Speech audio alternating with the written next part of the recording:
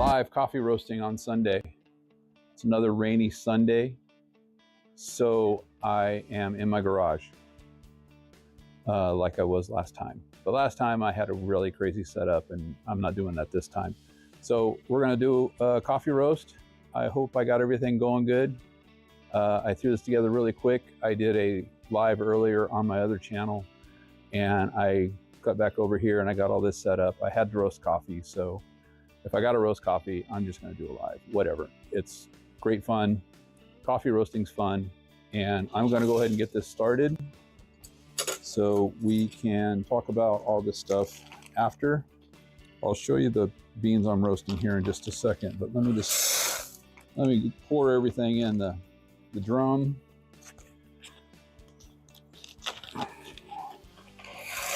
And everything's gonna go great today.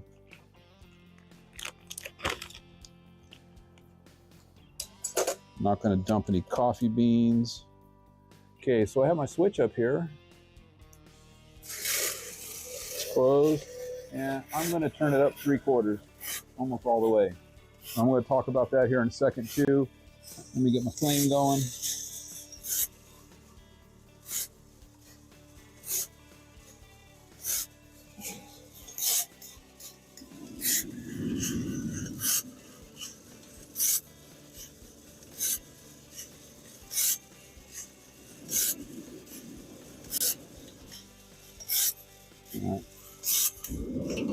It's gonna be a little tricky because it's been raining and my burner's out in the rain.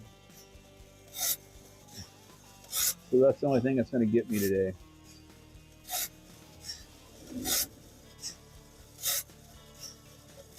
All right, got a good flame going. Turn it up just a little bit. I'm gonna try not to go too crazy today.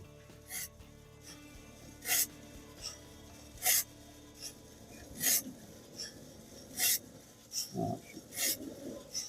Oh, man.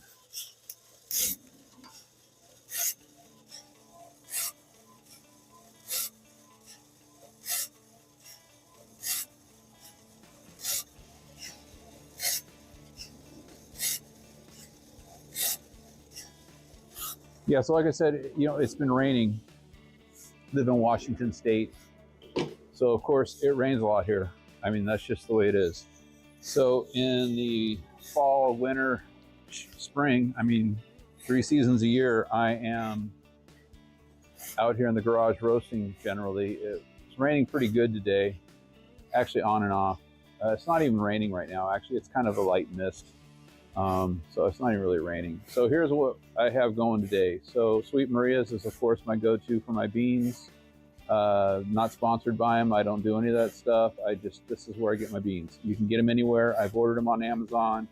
There are other places you can get them online. You can look up green coffee beans online to get your beans. But so we got an Ethiopia dry process Guji Buku. All right. This says it's kind of a what does it say here? Berry flavors with strong spice aromatic notes that bring out the herbal floral flair. Notes of blueberry, cooked peaches, mixed melon salad, and fragrant rue. Wow, okay. So we're actually going for like a city roast today, city medium type of thing, no dark this week. I got my dark in, and my coffee pot grinder does not like the dark because it was really oily. So this is my other pound that I have going in there. It's Rwanda, whatever that says. So city roast, layered sweetness of, I don't know, with hints of spice.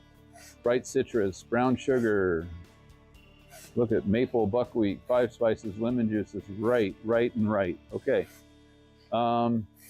So anyways, this is not a chocolatey type flavor we're gonna get today. So I have my roaster. This is my new drum roaster. I've had it for a while. I really like it. I have a thermometer that goes in the side of the drum here, which I can monitor my roast going on over on the side. And I'm gonna go and start a video real quick. It's just a really quick video, just kind of something a little different. I made some espresso this morning, and I went ahead and shot, you know, just kind of my whole process. I got a little sample of the beans that I roasted last week. Got some better pictures of it that kind of brought out the more true color on it. It's just a really quick video. It's not very long. So that way you don't have to sit here and listen to me ramble on about coffee roasting and all that kind of stuff. We'll get into some of the more specifics after this video. So let me go ahead and do that real quick. I'm going to turn the burner down just a little bit so hopefully we don't get too carried away and going too fast. I see we're already at 215, but I'm going to monitor that. I'll be right back.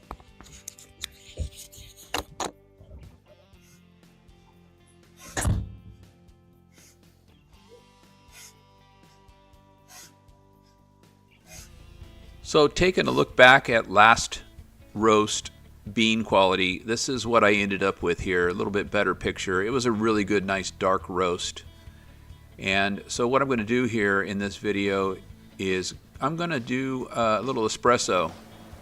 So I got my beans here, and this batch is kind of a mix between the previous batch before this last one I did. So there's two different beans in this one. So I neglected to record grinding, but I ground my coffee beans up, and you know, my grinder doesn't grind very well. It's a terrible grinder, so I can't grind it as fine as I want to. I would like to normally grind this a little bit finer, but my coffee grinder just can't handle it, so this is about as fine as I can go.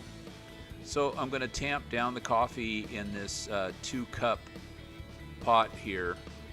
And you know, you put about 10-20 pounds of pressure on that, just enough to smash it down, give it a little bit of resistance for the water to brew through. And then I'm going to, you know, attach it here onto my espresso machine.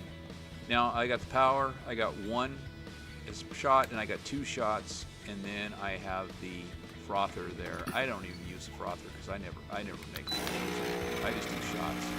So once I push the button, you're going to see a really good pour here. Actually, I was actually pretty happy with the way this one poured out.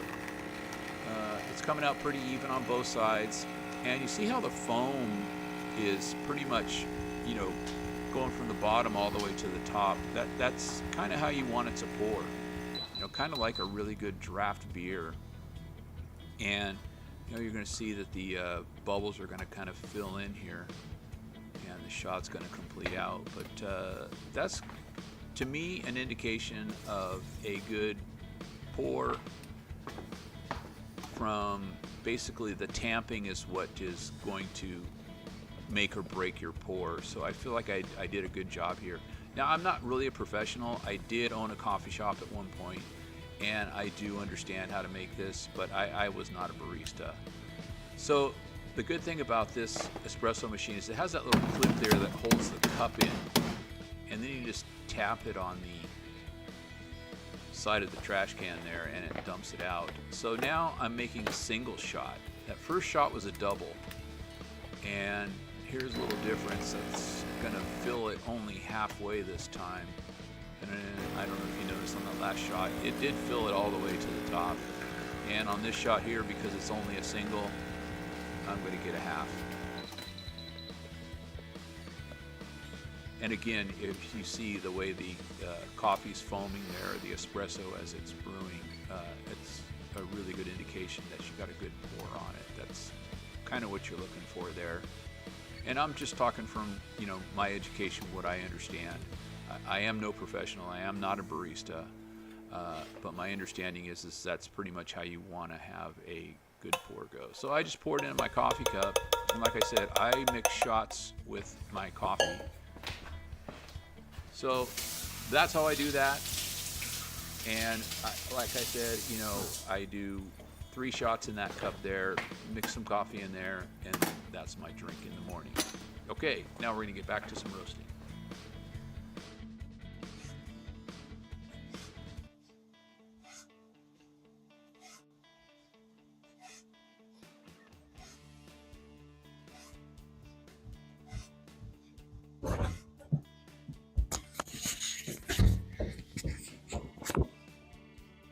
Wow, that was a great video.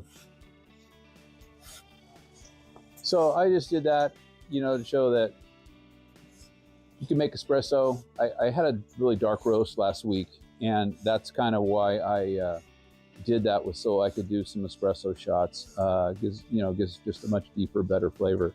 And you don't have to have dark beans to make espresso. I mean, it's going to give you a much bolder flavor, but you can do it with regular beans. I mean, this is at home roasting. You can do whatever you want. You can get some flavors at your local store that carries the flavors. We have a store out here that's like a restaurant supply store. You get them for a really good price. So we're at 328 degrees right now, so we're doing pretty good. I mean, this is moving right along. It's not going really fast, not going really slow. As you can see in the window right here, the beans are starting to change color a little bit. We're gonna get some cracking going on. But like I said, you can get some flavors at the store. Making your coffee at home instead of going to Starbucks and wasting your money there. I mean, this is something you could do in 10 minutes before you go to work. Save yourself some money. Make your own coffee, roast your own coffee, make your own drinks. Frothing isn't that difficult. I can do it. I don't really do it because I don't really make lattes or floofy drinks or anything like that. Out here in Western Washington, where I live, just from my house to the freeway, it's about a 3-mile, 4-mile span. Probably 12 coffee shops on your way that you can go to. Drive through, walk in, grocery store, Starbucks. I mean, I think there's 5 Starbucks on the way up. There's a little coffee stand right around the corner here. I mean, I kind of live away from town a little bit, so there's more as you go in, but I've got a Starbucks just up the opposite way. Individual, private coffee places. I mean, I don't support Starbucks at all. I think it's a waste of money, and I think their coffee's terrible. Everybody loves them for whatever reason, because they're hooked on the sugar and the sugary drinks. That's the only reason they love them. I've always said, the best cup of coffee I ever had made, or the best, coffee drink, because I don't really normally just drink straight coffee when I go to a stand, but I don't even go to stands anymore. But the best coffee I've ever had made was by a girl half dressed. Now, I say that because, the private stands out here, a lot of them are like bikini baristas and all that kind of stuff, and they're dressed real, whatever. I don't really care to go to those. When I do, I generally drive on the side to where whoever's with me gets to deal with the person. I just am not into that whole scene. So anyways, enough about that. Lots of coffee places out here to go to, and I don't waste my money and I don't waste my time with that. I got more important things to do with my time than wait in line at a coffee store. Making it at home is a great idea and a great way to save yourself some money as well. So just getting into kind of the nuts and bolts and the parts for people who haven't seen this before, the roaster, you can get this on Amazon. It's a drum roaster. You can just do a search for coffee roasting machine. This kind of roaster will pop up. There's many different, sellers of these types of roasters. And so, hey, we're at 387 right now, so we're getting warmer. We're getting close, so we're gonna have to stop talking here in a second. But this roaster is about $100, $120. It's great because you can put this thermometer probe in here, monitor the temperature, because roasting coffee is all about temperature. And we're getting close to our magic number. I'm going to turn the burner down just a little bit and let it start slowing down a little bit. So other than the roaster, you need the burner. This is like a turkey burner, camping burner, whatever. This is the high pressure one. It's got the red knob on it. The red knob means it puts out more BTU, so it gets hotter. So this is more like a turkey fryer type burner. The other ones don't put out as much BTU. They don't get as hot. So I don't know if you can hear that. We are at the first crack. We're cracking really good, 400 degrees. We're getting close to a really light roast right now. About 410 to 415 degrees is going to be your light roast. Starting to get some smoke coming up. And like I said, I have turned the temperature down because I'm trying to work on getting a more even roast. Hey, we're gonna go at like 430 degrees today. Kind of a nice middle of the road, you know, city medium, not quite medium dark. Yeah, our coffee pot just does not like to grind the oily dark beans. And if you watched my last roast, I pushed this thing to 400, and I think it was about 470 was what my bean was. They weren't burnt. They looked really good. In that video I showed, the beginning of it was, you know, those beans that I roasted last time, you know, and that was like 3 weeks ago. Time flies. So we're at about 408. We're slowly climbing now because, like I said, I turned the temperature down a little bit because I'm really working on trying to get a good quality roast here. A lot of times when I do roast live, you know, I try to do them really fast. I kind of push it. And it's not really too much of a problem. It's just that this time I'm working on trying to just get everything to just gently roast into that temperature I'm looking for. I'm going to get one of my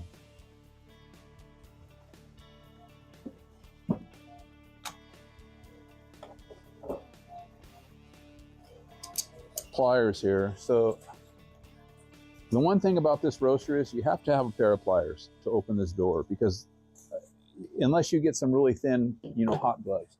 These hot gloves right here, too thick to open that little knob on its own with your hands. So we're at 422, so I am in preparation for the first time on a live roast to shut this thing down at 430 degrees. 429, shut it down. 430. So I'm going to let it continue to roast just a little bit. The temperature should slow down significantly about. Okay, at 436, going to shut it down. And we're going to move to the dechafing process.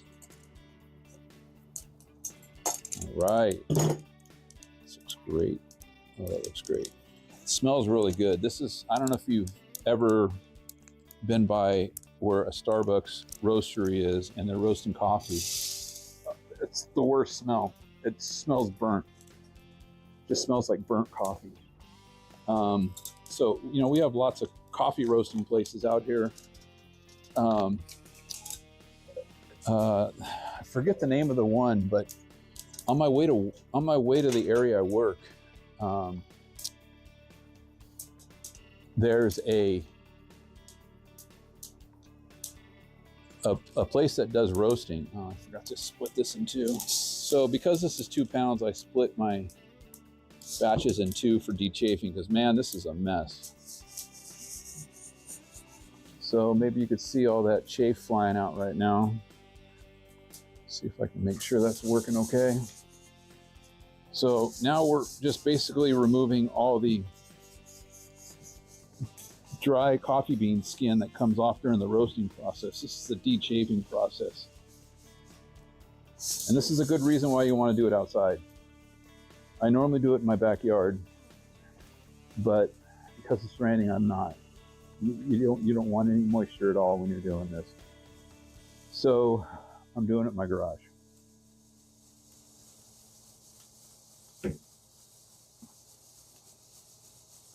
So, and you can see the mess it's making.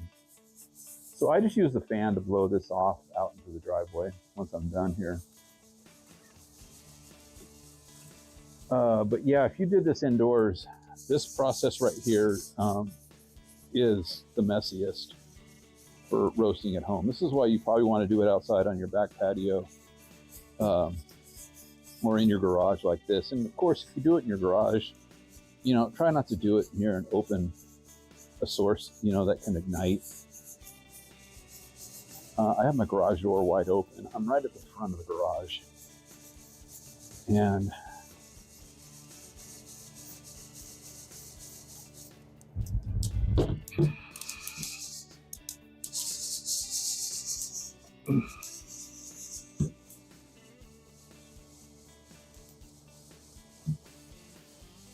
lots of chaff.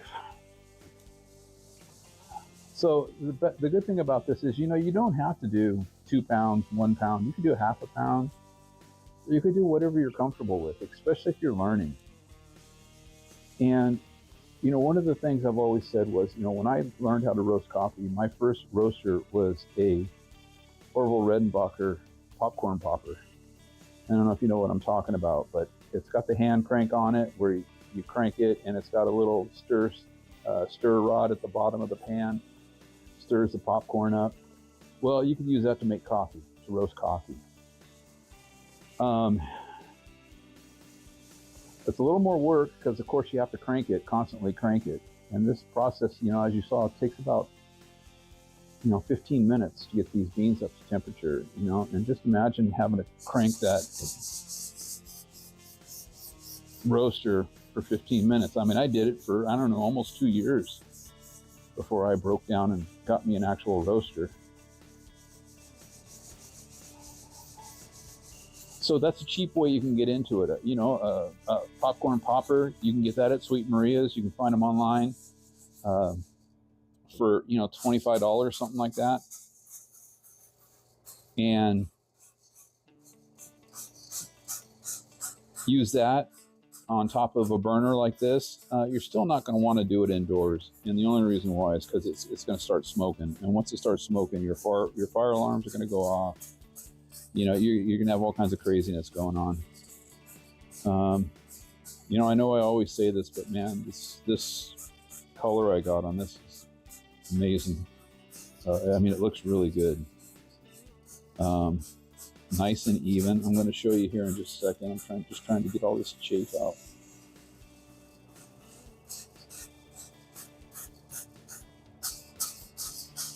This is probably the worst part of having to roast coffee, is getting this chaff out, because it blows everywhere. Makes a mess. It's all over the floor. But like I said, a quick fan, put your fan down, blow it out. And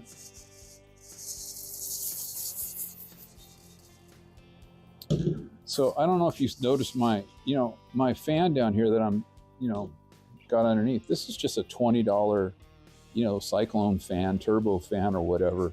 I got it at Walmart, and it's just blowing up through the bottom of the colander. And, the chaff is really light. It's just dry, coffee bean skin.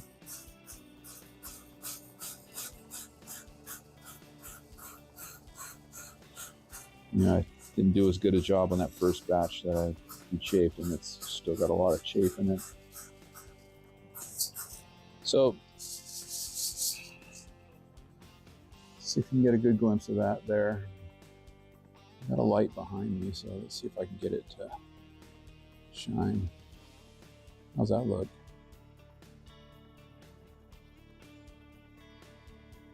So, about 20 minutes. That's all it took. So my subscription at Sweet Maria's, I forgot I had canceled it because my credit card or my debit card, my bank replaced it, not because it was lost or anything. They got like some new, I don't know, whatever. And I ended up with a whole new card number and everything. And probably the one complaint I have about Sweet Maria's is if you have a subscription, you can't change your payment method easily. You have to email them to cancel your subscription, and then you have to resubscribe to change your payment type. And I've had to do it twice. And so I think what happened was I canceled it, and I didn't remember that I needed to restart it. So I was like out of coffee beans, and then I was like, man, I got to roast coffee. I don't have any coffee beans. When's my next, subscription coming? And then I realized I don't have a subscription. I canceled it, and I was supposed to restart it. And so I only ordered 4 pounds because when I ordered it, I thought, I was just needing coffee before my subscription had arrived. And then I was looking on the website, and I realized I don't even have a subscription. So I ordered 4 pounds, and now I need to start my subscription. I go through 2 pounds. Last one we went through in about 3 weeks, And I think the only reason why is because our coffee pot that grinds the beans before it brews, it wasn't grinding enough beans to make it as strong as we like it, because of the oiliness of the beans. They just weren't falling down in the chute. So we were using less coffee beans. In a couple of days, the coffee was just really weak. So we're not gonna do that. Or if we need to do, if I do that again, we're gonna have to grind the beans ahead of time and make coffee the regular way. But you know, having a coffee pot maker or a coffee maker that grinds the beans before you brew is the best. And this is going to work out really well. It's just dark enough, you know, to have a nice bold flavor, but also light enough to where it's not going to get an oily texture to it. You see there. So metal colander, I have 2 of them, one for each pound, 1 pound each. I have the fan, and so a couple colanders, $10. Fans about $20. I actually got it on clearance at the end of the season. I don't know, a couple years ago. And then you see there, I just take my fan and I just blow this stuff out.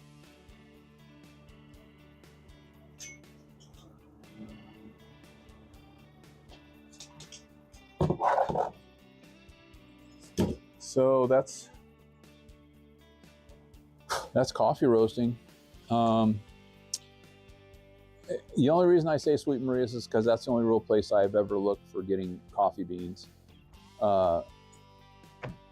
They have the beans, they have all the equipment, they have the thermometers, these digital thermometers with the probe on it that will fit in the hole on this roaster right here. This roaster again is about $100. I think you can get it for about $100. And then this burner right here is going to run you about $80 because it is the high pressure, higher BTU. It's got the red knob on it, and that's the difference. The red knob is higher BTU. The black knob is just regular pressure, nothing fancy. So that's that. So that's this week's roast. If you have any questions, you can just shoot me a comment or something like that. I'm not asking anybody to like or subscribe. I mean, it is what it is. I'm not doing this for any other reason. This is just what I like to do. I like doing lives, and I roast coffee, and I think it's a really great hobby for you to get into. If you like doing things on your own, making stuff yourself. I like making all kinds of different stuff. I make bread. We make raviolis. We do lots of cooking. Like right now, I got chili going. It's rainy, cold day. It's going to be great with some cornbread. And it's a great chili recipe. We just, in Washington, you got to figure out things to do indoors while it's raining and it's nasty outside and it's cold because nobody wants to go out. I'd love to be out mowing the lawn right now, but it's just way too wet. So I'm not doing that. Thanks for watching. I hope you learned something.